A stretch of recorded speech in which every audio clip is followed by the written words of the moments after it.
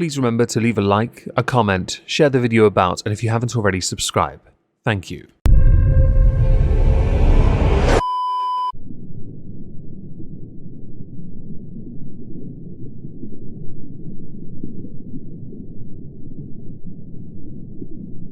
Well, isn't this just fantastic?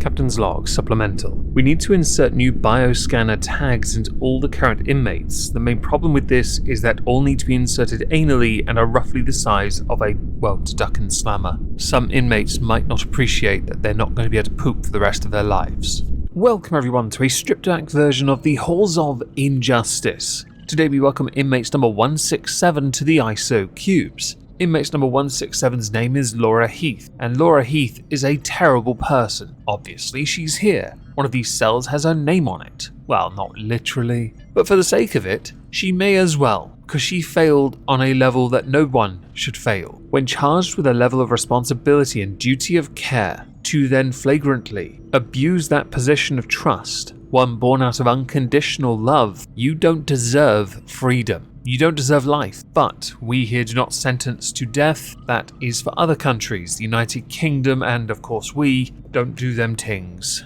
It's far too unpredictable. But also my preferred method would be to send you to Titan to work in the mines, or give you to the Mechanicus and turn you into a servitor. So we're going to start by talking a little bit about who Laura Heath is, before we delve into the rather heinous crime she committed. Laura Heath is a 39-year-old mother of one bum dosser from Birmingham. Being a bum dosser, she didn't work. Unsurprising. Being a bum dosser meant that she also had habits. Those habits were remarkably negative, especially around that child. One child, a son. This would include her partaking in sherbet consumption, along with partaking in other confectionaries that required a pipe. Think Gandalf, but glass. Being a bum dosser addict to confectionery, she did not look after her home nor her son. Her son, Hakeem Hussein, had a number of health concerns. This would include asthma. This is important, it is relevant. At a point before the crime was committed, both Heath and Hakeem had moved from a property on Long Acre to a house in nearby Cook Street, going continually back and forth. Hakeem was made to sleep at the time on the sofa. Because she didn't really look after her son owing to the nature of her addiction to confectionery, he regularly smelt of urine and cigarettes. Social services classed Hakeem, her son, as vulnerable due to concerns about neglect, attendance issues for school, and his home life. Here is a picture of the living room and one of the bedrooms. As you can see, it is perfect for raising a child. 2 days before the crime was committed, child protection meeting was held. The school nurse had warned Laura Heath that Hakeem was at risk of dying and should be removed from his mother. Social workers, though, decided he should not be removed from his mother's care despite him being deemed at serious risk of harm. I hope this paints a suitable picture about how feckless and useless Laura Heath is. With this information, we should now go to the crime committed. Trigger warning for those who might be a bit more sensitive to it. The crime involves Hakeem Hussein, her son. Laura Heath, inmate number 167, was charged originally with manslaughter of her son, because on November the 26th, 2017, Hakeem Hussein was found unalive in his pajamas by paramedics in near freezing conditions outside his home in Birmingham at 7:30 a.m. Later on, she was additionally charged with child cruelty relating to neglect, because she had exposed him to crack sherbet and the other one with the glass pipe, Gandalf. But what really sets Laura Heath up as a truly terrible person, someone who did not deserve to be a mother or have anyone loving in her life, was that I had earlier mentioned he was asthmatic. How do you think she was getting the stuff into her system? She was using his asthma pumps, wrapped in foil, to get the job done for herself, because at that point in her life, her son was not her first priority. Getting her fix was. She was spending up to £55 a day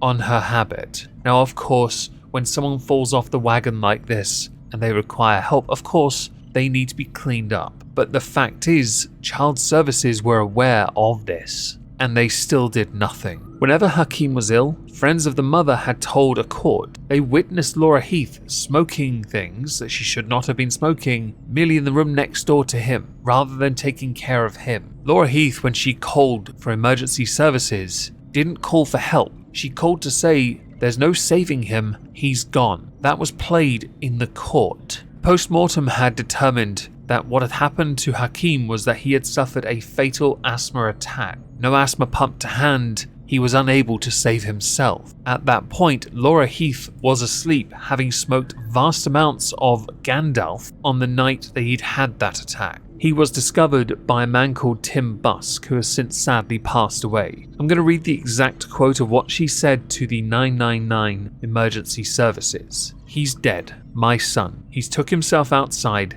when we're asleep because he's got asthma and he's fell asleep. He's dead. He must have woke up and took himself outside so he can. He's got asthma. He's fell asleep outside. He must have done. He didn't wake me up." When the handler offered to assist Laura Heath, she replied, "He's gone. He's blue, he's stiff. There's no saving him, he's gone." Only then did she start to get emotional by saying, "He's my baby, he's my baby." Bitch, you've got no right to claim that kid as your son. You are unworthy to be his mother. The single greatest privilege of any person on this planet is to give birth to a child, to raise and nurture them, educate them, bring out the very best in them so they can be better than us. And you failed. You failed because you chose something over him. In a police interview, she said, "I had 3 10-pound bags throughout the day. Hakeem was alright on the computer. He'd been bad with his chest the last couple days. He went to bed around 10 p.m. At that age, it's a bit late. I smoked when I had left and got into bed with Hakeem. The next morning I was told Hakeem was dead by Tim. I opened my eyes and Hakeem wasn't there. He said my son was dead. He brought him from outside. He was on the sofa. He knew he was gone. He was freezing. His lips were blue. I tried to open his mouth to do CPR. I phoned the ambulance and then they came. I had a funny feeling he had gone out in the night and fell asleep outside. He regularly walked towards the back door to get fresh air when he was having an asthma attack at the Cook Street property." She did though deny that smoking those things, had stopped her from waking up when Hakeem needed her. So with this information,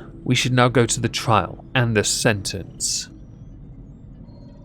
Jurors were told how Hakeem's lungs were so extended they overlapped his heart, along with nicotine from passive smoking being found in his system. Dr. Roger Malcolmson, a consultant pediatric pathologist, concluded that Hakeem's cause of death was acute exacerbation of asthma, quoted as saying, "Asthma is an inflammatory process. It causes narrowing of the small airways that can cause difficulty breathing, wheezing, or dropping dead. This is a long-standing condition. It is always there. In some people, the inflammation can get worse suddenly. This is an acute exacerbation. This can be life-threatening and can kill. I considered Hakeem to be slim. He is slightly below average weight for his age, but his growth had not been stunted. He looked very slight for his age, hollowing of the cheeks and a bit gaunt. His limbs were very thin, and his hair was untidy. When asked if there was anything that looked abnormal during an internal examination, Dr. Malcolmson said his lungs were hyperextended and in a different position to that of a normal person. Dr. Robert Smith, a forensic toxicologist consultant at the University Hospitals of Leicester NHS Trust, conducts a toxicology report on the 11th of January 2018 and confirmed that salbutamol medication from an inhaler was found in Hakeem's system, along with the nicotine and its breakdown constituent. Adding, nicotine was present in the blood. This is from passive smoking or exposure to nicotine around 14 hours before his death. Laura Heath during the trial denied gross negligence manslaughter, but admitted to 4 counts of child cruelty relating to neglect by failing to provide him proper medical supervision while also exposing him to Gandalf, and crack sherbet. After being bish-slapped around a courtroom, she was eventually found guilty of gross negligence manslaughter. With that, we now come to the sentence. Laura Heath, inmate number 167, found guilty of gross negligence manslaughter, was sentenced to 20 years in prison. Mr. Justice Dove said that Hakeem's death was the result of Heath's catastrophic and deplorable parenting, further telling her the death had occurred after her life entered a drug-fueled downward spiral into squalor, chaos, and tragedy. Quoted as saying, "When Hakeem Hussein died in the early hours of the morning, he was only 7 years old. It is clear that in his tragically short life, he had been an inspiration of happiness and affection for people who knew him. All of that potential for a wonderful and fulfilling life was cut short. extinguished as he collapsed on his own, suffocating, clutching a leaf in the garden. The truth is that Hakim died as a result of your deplorable negligence. You had allowed your life to be completely overtaken by your addiction to Gandalf and sherbet. His death was needless, tragic, and a result of your abject failure as his mother. Based on UK law, 20 years is actually a fair sentence. Of course, we here believe that as Hakim is no longer with us,